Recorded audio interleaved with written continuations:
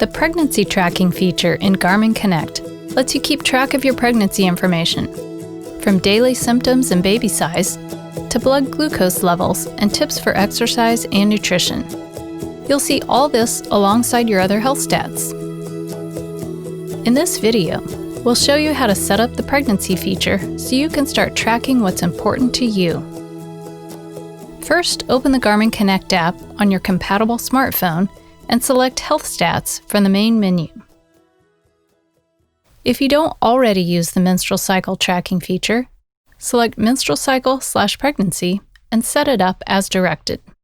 If you are using the menstrual cycle feature, select it from the Health Stats menu. Then, open your menstrual cycle settings, select Cycle Type, and then Pregnant.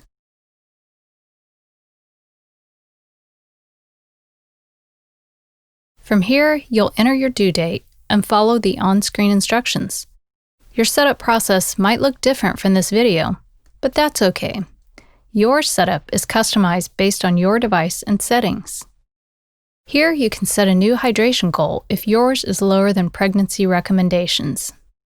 You can choose to enable weight gain goals throughout your pregnancy, and if you have an Index S2 Smart Scale, you can customize your advanced body metrics settings.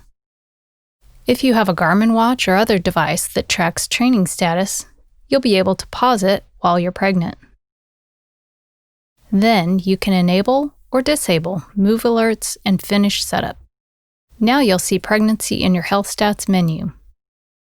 If your Garmin watch gets menstrual cycle details from the Garmin Connect app, it will automatically switch to show pregnancy details. To track symptoms and more from your wrist, you'll need to download the Pregnancy Tracking app from the Connect IQ store. And that's it.